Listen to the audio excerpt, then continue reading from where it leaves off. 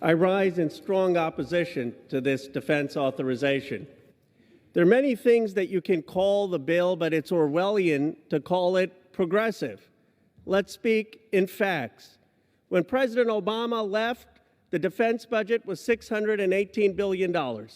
This defense budget is $120 billion more than what President Obama left us with.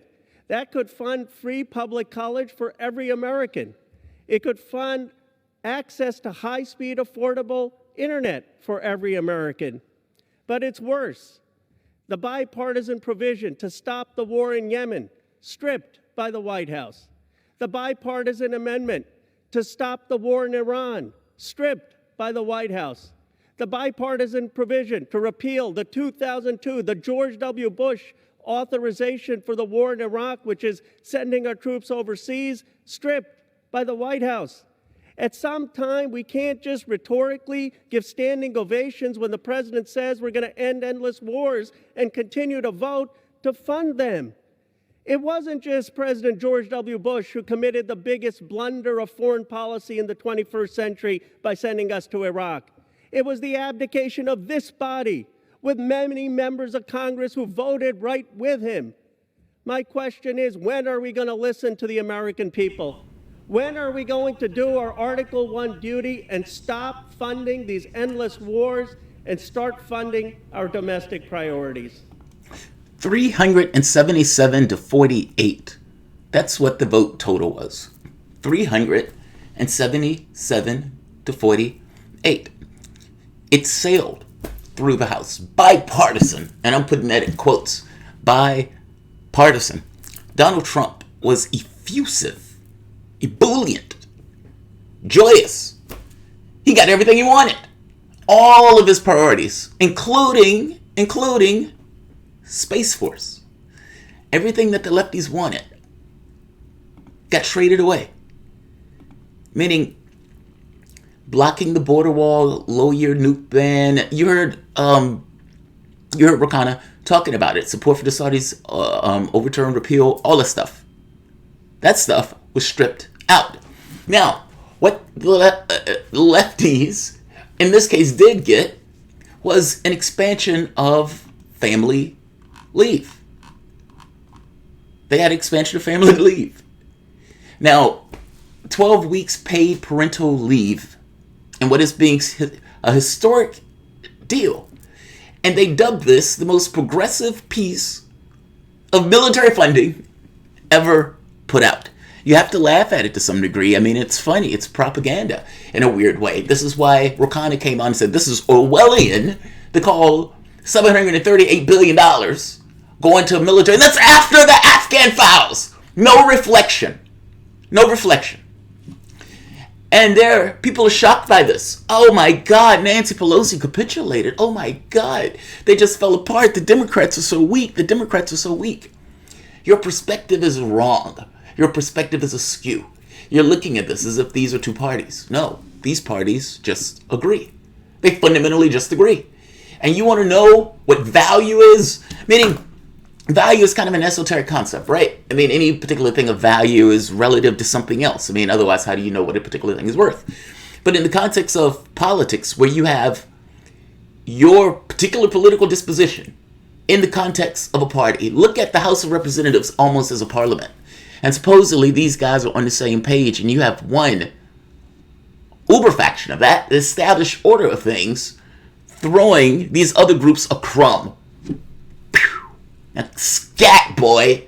I've dealt with you enough. Take your parental leave and leave us. Let real men talk. Now, the lefties in this are angry and indignant. And there were several of them, not just Ro Khanna, that spoke up. Sanders and Ro Khanna called this bill an act of moral cowardice. But again, cowardice assumes that you actually wanted to do something. My point, my pitch, is that they just agree.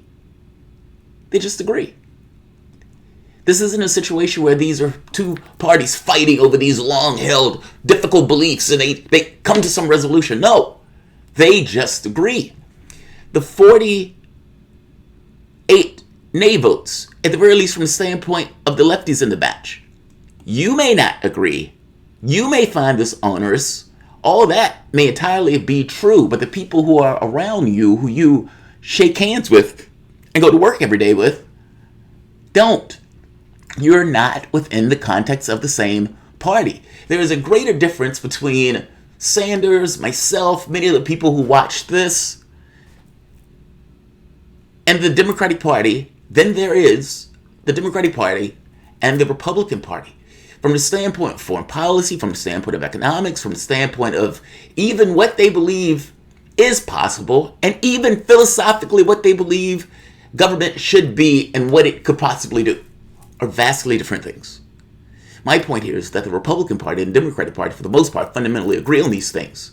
And this wrestling match that takes place in the standpoint of the federal government is less important than the oligarchs that, for all intents and purposes, control the point of view of both parties.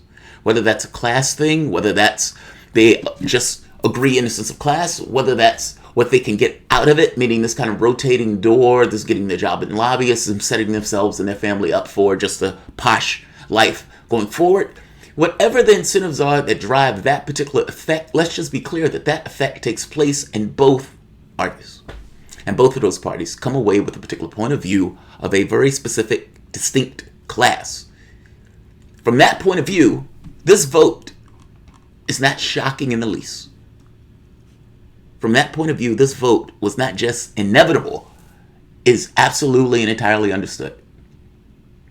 They just agree. It is not shocking, they just agree. And when Democrats get in office, they're going to want Republicans to also give them a massive military budget in the same way and to leave them to their devices to do with it as they please, because Republicans at some point are going to want to get back in the White House and they're going to want to do the same. They fundamentally just agree. I'm going to show you what's in this bill, and we could talk about it momentarily after. I don't want to spend a huge amount of time on it because there's not much that needs to be said on it.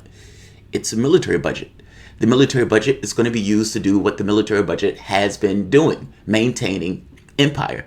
And that's also backing up these horrific wars in Yemen and so forth. And even now, Trump even gets his boyhood dream, Space Force. Welcome to the Soapbox.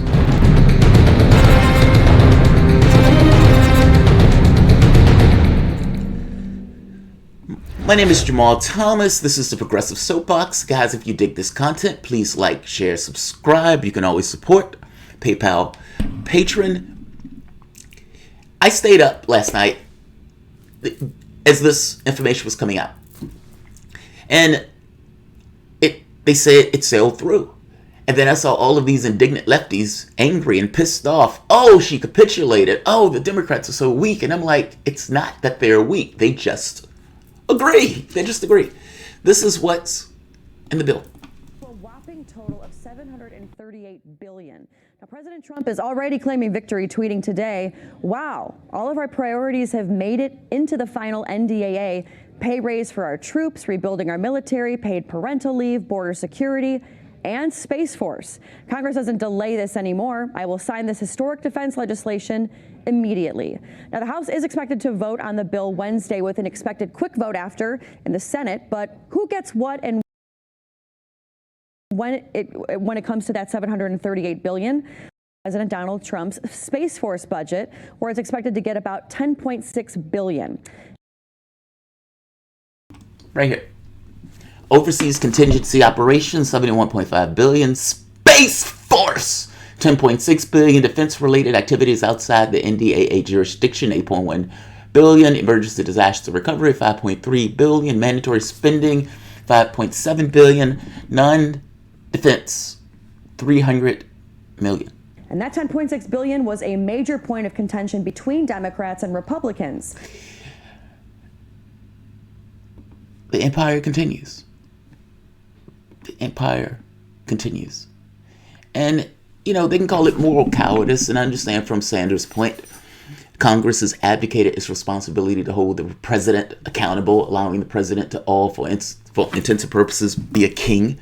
But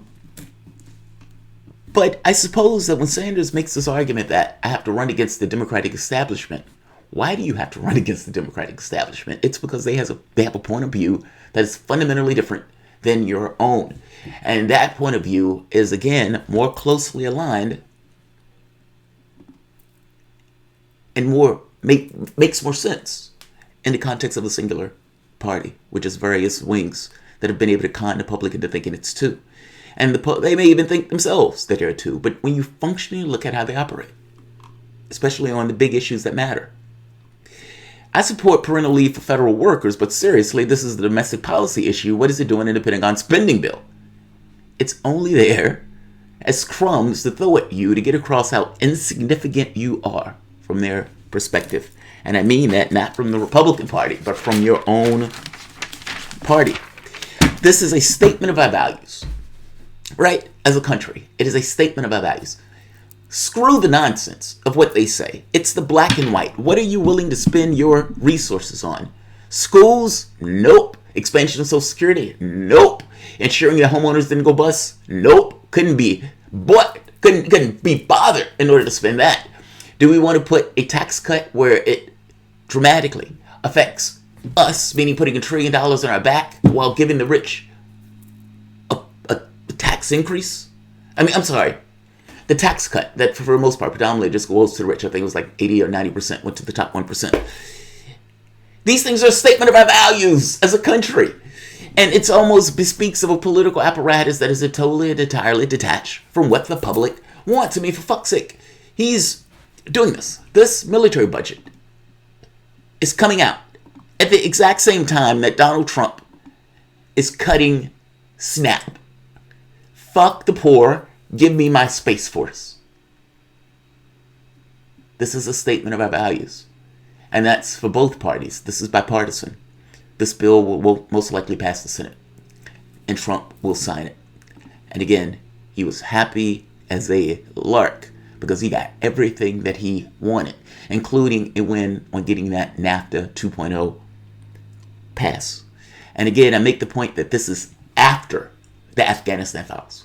Meaning this is after lessons learned, the document that showed all of the failures in the line from the White House and from the White House and from in the military in this case, lying flagrantly for 20 years, at least nearly 20 years.